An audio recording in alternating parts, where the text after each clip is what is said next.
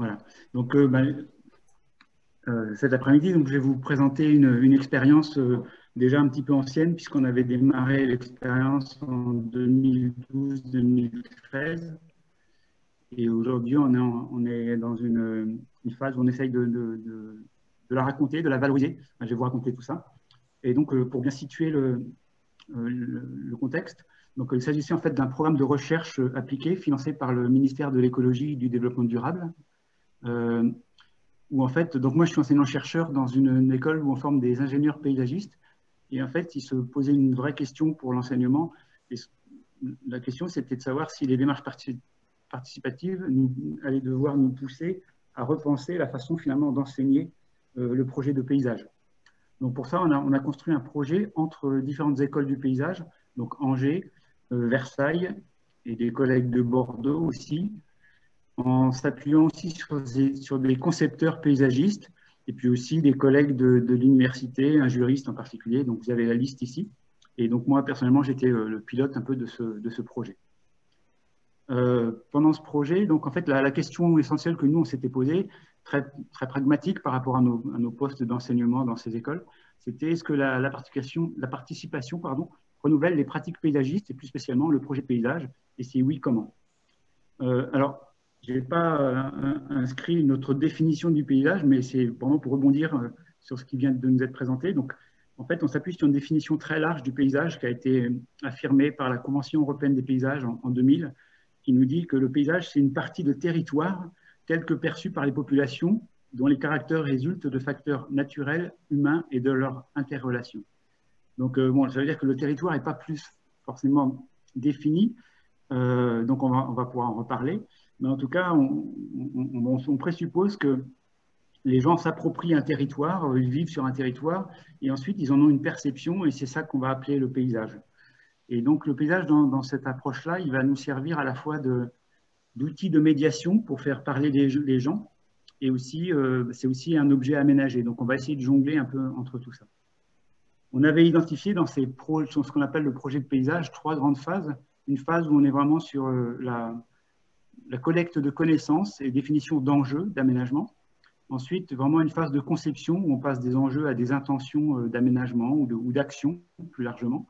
Et puis ensuite, vraiment une phase de mise en œuvre. Ce qu'on avait constaté avant de démarrer ce projet, c'est que la majorité des démarches participatives déjà existantes dans ce domaine, elles concernaient soit une phase, soit une autre, mais aucune finalement ne s'attaquait vraiment aux trois phases, à la continuité du programme, du projet. Donc, c'est un peu ce qu'on a essayé de tester. Et ça posait des questions très particulières, très spécifiques. C'était par exemple, comment on passe de l'utilisation du paysage plutôt comme un outil de médiation dans la phase 1 à le paysage objet d'aménagement, ce qui peut parfois frustrer les gens. Enfin, voilà, on les fait un peu rêver grâce à des questions très ouvertes sur le paysage dans une première phase. Et puis ensuite, on cadenasse un petit peu la chose en limitant les propositions. Ensuite, une autre grande question qu'on se posait, c'est comment on passe de perception très individuelle en fait, à un projet collectif, à la définition d'enjeux collectifs. Et puis, une autre question, c'est comment on peut échanger des savoir-faire experts ou des connaissances savantes avec des connaissances plus vernaculaires, en fait, des habitudes de vie sur le lieu, etc. Donc, comment on croise des savoirs. Et enfin, c'était aussi une grande question qui était débattue dans nos écoles. Est-ce que finalement le paysagiste va basculer d'un expert de l'aménagement à plutôt un expert de la médiation? Voilà, donc encore d'autres questions, mais c'est un peu à ces questions qu'on a essayé de répondre. Alors pour y répondre, donc on a conduit un projet sur plusieurs années et surtout la matière première de ce projet, c'était d'expérimenter nous-mêmes des démarches participatives. Donc on a eu deux expérimentations en parallèle. L'une que je vais vous présenter sur la commune de Villandry, donc en Indre-et-Loire, donc moi à laquelle j'ai vraiment participé, et puis une autre menée par l'école de Bordeaux, dont je ne vais pas vous parler aujourd'hui, qui était conduite sur le département des Deux-Sèvres. En plus de cela, on a fait des enquêtes, des récits de projets pour essayer de confronter nos expérimentations à d'autres expériences, des séminaires de croisement, etc. Et donc le projet global devait se nourrir de tout ça. Alors pourquoi la commune de Villandry? Nous, ça nous intéressait parce que d'abord, on travaillait en partenariat avec la mission Val-de-Loire. En fait, moi, très concrètement, je suis dans le conseil scientifique de la mission Val-de-Loire. Donc, ça nous intéressait d'avoir une commune qui appartenait à ce territoire. Et puis aussi, on cherchait une commune avec des enjeux vraiment plus forts peut-être qu'ailleurs, donc plutôt en zone périurbaine, etc. Et donc, Villandry s'est trouvé comme un espace vraiment intéressant. Alors, pour rappeler, la mission Val-de-Loire, en fait, elle a pour mission de gérer l'inscription du Val-de-Loire au titre de paysage culturel au patrimoine mondial de l'UNESCO. Donc, une inscription qui date de 2000 sur 3 critères, architectural, historique et paysager. Et ça pose un peu des défis, c'est comment associer un peu l'exceptionnel, ce qu'ils appellent la vue, la valeur universelle exceptionnelle, au quotidien, donc paysage exceptionnel, paysage quotidien. Et puis aussi, comment associer un développement touristique et puis l'aménagement plus quotidien encore d'un cadre de vie. Et donc, les démarches participatives devaient être peut-être un moyen de répondre à ça. Pour illustrer un peu la commune de Villandry, je vous mets aussi tout de suite des planches de bande dessinée parce que je vais vous en reparler. Ça a été une façon aujourd'hui de valoriser en fait cette expérience et de la raconter. Je suis perturbé, j'ai une visite, quelqu'un qui frappe à ma porte. Il faut absolument que je m'absente 2 secondes. Je suis désolé, je vous laisse avec cette planche de BD.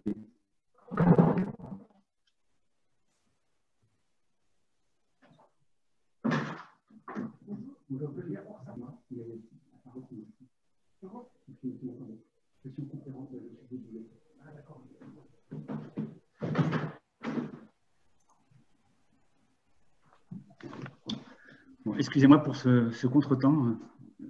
Voilà, c'était une fausse alerte.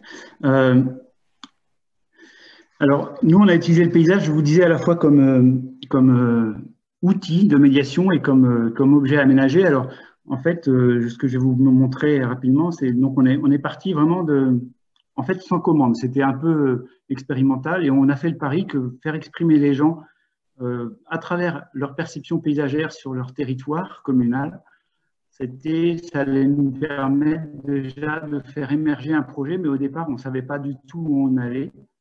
Donc vraiment, dans un premier temps, le paysage a vraiment été utilisé comme un outil révélateur de médiation et révélateur d'enjeux. Puis progressivement, on est arrivé à dessiner une esquisse d'aménagement. Et puis ce que je vais vous montrer aussi, c'est que en parallèle, ça on ne le savait pas, mais la communauté d'agglomération de Tours avait réalisé un projet pour le château de Villandry. Donc, j'ai passé un peu vite sur la diapo précédente, mais Villandry est connu mondialement pour son château et ses jardins qui accueillent 350 000 visiteurs par an, alors que le village ne contient que 1000 habitants. Donc, c'était aussi un des enjeux, comment on arrive à concilier les 2 approches. Alors, l'expérimentation, là, je vais passer très vite. J'ai mis pas mal de diapositives, mais je vais juste présenter les différentes phases. Donc, elle s'est déroulée en 3 phases. Une première phase de recueil de connaissances avec des enquêtes plutôt individuelles. Donc, on y tenait pour comprendre après comment on pouvait passer à du collectif. Ensuite, dégager des enjeux collectivement. On a fait des ateliers, faire des propositions et jusqu'à une forme d'expérimentation sur le terrain. Alors, pour mobiliser les habitants, on s'est fixé des règles au départ. Alors, ce n'était pas évident. On voulait avoir des critères un peu objectifs. Donc, la commune, elle est dessinée sur la carte ici. On voulait des gens qui appartenaient un peu à l'ensemble du territoire communal. Donc là, pour reprendre ce qui a été dit précédemment, la notion de territoire, là, pour le coup, c'est vraiment le territoire administré, donc le territoire communal. On a essayé de jouer un peu sur l'âge des populations. Est-ce qu'on avait des nouveaux arrivants, des anciens arrivants? On a voulu aussi avoir des agriculteurs très peu représentés dans les conseils municipaux et à l'échelle de la population, mais très présents en termes d'aménagement de l'espace. Donc, on a joué aussi avec l'école pour capter des jeunes enfants, et puis les enfants nous permettaient de capter les parents, etc. Donc, finalement, on a eu à peu près par atelier 20-30 personnes pour 1000 habitants, et avec le renouvellement, au final, on aura eu 60 personnes qui ont participé. Donc, première étape, c'était de collecter des perceptions individuelles. Et donc, tout de suite, on a cherché à les spatialiser puisqu'on anticipait la suite. Et donc, pour nous, c'était important que les gens nous parlent de leur commune, mais surtout nous focalisent déjà des espaces qui nous permettaient ensuite d'avancer dans la proposition d'aménagement. Voilà, donc on a utilisé plusieurs outils classiques, des cartes mentales, des dessins, et on a fait un premier bilan d'espace qui ressortait beaucoup dans les entretiens. Là, j'ai représenté ça sous une forme de bulle de bande dessinée. Vous allez voir que c'est un peu le leitmotiv. Donc, en fait, on avait des paroles parfois assez sévères par rapport aux élus en place, et puis souvent assez critiques. Deuxième phase, il a fallu passer au collectif. Et donc, ce qu'on a choisi de faire, on a essayé d'imaginer un outil qui nous permettrait de passer à ce collectif, mais de façon un peu apaisée. Donc, on a repris des citations sur des lieux. On les a dessinées comme une vraie bande des bulles de BD. Et puis, on a imaginé un parcours qui allait nous permettre d'aller de lieu en lieu. Et on avait mis sur ces citations exprès des choses un peu opposées. Et puis, assez parfois provocatrices. Et donc, notre but, c'était de revenir sur ces citations un peu extrêmes, parfois, et puis de commencer à en discuter collectivement. Et puis enfin, pour finaliser la première phase, eh bien, cette discussion sur le terrain a été très, très enrichissante. Elle a permis justement d'enrichir les débats, de mieux comprendre les positions des uns et des autres. Et on a conclu un peu par un atelier où on a essayé de dégager ensemble des enjeux et de les hiérarchiser. Alors ça, c'était la première bonne surprise, c'est-à-dire qu'on était parti avec des points de vue assez différents au départ, et puis finalement, on a fait 4 groupes là, et on a demandé à chaque groupe de faire le même exercice. Et à la fin, en fait, on est arrivé pour les 4 groupes à la même hiérarchisation des 4 mêmes enjeux. Donc, ça nous a vraiment facilité la tâche pour la suite. Et en fait, ce qui ressortait énormément, c'était le problème de fonctionnement du bourg et ses cheminements, sa circulation, et surtout l'articulation avec le château. En fait, en gros, les habitants se sentaient complètement dévalorisés par rapport au château. Et le château est une entreprise privée qui accueille un grand nombre de visiteurs, mais dont les habitants du bourg et dont le bourg ne bénéficient pas du tout. Donc, c'était devenu un enjeu important. Donc, pour entrer dans la deuxième phase, qui était une phase où on a essayé de concevoir des propositions d'action, des aménagements, on a nous-mêmes en fait endossé un nouveau rôle, on a formulé une commande. On a fait aussi participer nos étudiants pour ensuite essayer d'accompagner la réponse à cette commande. Et la commande, c'était comment redynamiser le bourg de Villandry et en second plan, comment réarticuler un peu le bourg avec le château. Voilà, je vous mets des diapositives. En fait, c'est des extraits de l'exposition qu'on a réalisée à la fin qui permettaient de raconter tout ça. Alors, une phase qui a été très importante et très difficile à partager, et ça c'était aussi un enjeu de notre projet, c'était de partager la phase de conception, c'est-à-dire comment on passait de propositions parfois très individuelles, très focalisées, du genre, moi je veux une boulangerie sur la route départementale, l'autre qui voulait plutôt un café-restaurant sur la place du village. Comment en fait dépasser ça et revenir à un schéma de cohérence globale et donc ce qu'on appelle nous un schéma d'intention. Et ça, on a essayé de le partager avec des outils un peu originaux qu'on avait demandé aux étudiants de les inventer un petit peu. Et ça a plus ou moins bien marché. Pour résumer, en gros, on décelait parmi les habitants 2 stratégies. Le bourg, qui est un petit peu situé en hauteur, à l'écart de la départementale actuelle, avait été un peu abandonné. Et donc, certains disaient bon, le bourg doit devenir en gros un pôle un peu patrimonial et patrimonialisé. Et pour d'autres, il fallait lui redonner vie, ce qui était plus ambitieux, donc refaire monter des commerces dans le bourg, etc. Donc, en fait, on a essayé de formuler ça. Ça a plus ou moins bien marché. Finalement, tout le monde s'est mis d'accord sur la deuxième option, qu'il fallait être plus ambitieux et en fait redynamiser l'ensemble du bourg. À partir de ça, donc, il y a eu des propositions très concrètes qui ont été faites. Les habitants ont proposé des aménagements concrets. Ça nous a parfois surpris parce qu'ils étaient assez osés. Et on a essayé d'en faire la synthèse et on a validé cette synthèse. Et puis c'est là qu'on a découvert en fait qu'il y avait un deuxième projet qui était en cours, dont on n'avait pas entendu parler, auquel le maire du bourg participait, mais il n'avait rien dit. Et c'était un projet d'une ampleur bien plus considérable qui consistait à imaginer 400 places de parking pour accueillir les futurs visiteurs du château et qui allait absolument à l'encontre du projet des habitants. Parce qu'en fait, ils prévoyaient une déviation devant le château pour épargner le château et qui allait déboucher au pied du bourg et avec des parkings qui allaient être positionnés au pied du bourg. J'ai mis les 2 esquisses, on voit à quel point c'était un peu caricatural. L'esquisse de Tour Plus ignorait totalement le bourg et nous, finalement, avec les habitants, on avait ignoré totalement le château. Donc, on a joué un rôle un peu de médiation, où on a essayé d'articuler les deux esquisses et pour en faire un peu un compromis. Alors, ce compromis a été validé par les élus et ensuite, on a fait une exposition finale où on a essayé de montrer à l'ensemble des habitants, la population, ce qui allait pouvoir être réalisé. Alors là, le projet a été arrêté temporairement parce que c'était les élections municipales et ça avait créé de vives tensions au sein de la commune entre ceux qui étaient partisans du projet et qui se présentaient en fait dans l'opposition et le maire qui était devenu très frileux et qui ne voulait pas en entendre parler. Au début, il avait accepté l'expérience, puis après, il s'est aperçu que ça pouvait être un peu... il était mis en porte-à-faux, donc voilà, on a tout arrêté là. Et puis malgré tout, après les élections, on a réouvert, on a pu faire l'exposition et il y a eu quelques suites à ces propositions. Donc les premières, c'est qu'il y a une association qui s'est créée. Les gens étaient un peu frustrés en fait de rester juste sur ces esquisses. Et ils ont créé une association qu'ils ont appelée l'Embellie de Villandry. Et indirectement, c'était intéressant parce qu'ils ont tissé des liens avec le château, en fait, par le jardinier du château. Donc en fait, le jardinier a pris conscience qu'il jetait énormément de fleurs chaque année après avoir embelli les jardins et que ces fleurs pouvaient servir à l'embellissement de la commune. Et ça a été le premier lien qui a été créé. Et puis dans un deuxième temps, le maire a lui-même, même s'il a dénié l'intérêt de ce projet, il a lui-même lancé 2 appels d'offres, l'une pour aménager les bords de la départementale. Et ce qui était intéressant, c'est qu'en fait, le bureau d'études qu'a eu le marché avait embauché une de nos étudiantes qui avait participé à la démarche participative. Donc en fait, elle a permis de faire le lien indirectement grâce à son premier emploi. Et donc, ça a créé des aménagements. Alors, pas tout à fait ceux qui avaient été dessinés par les habitants, mais en tout cas, c'est plutôt le compromis qui avait été trouvé, qui a été mis en place. Je vous mets quelques images.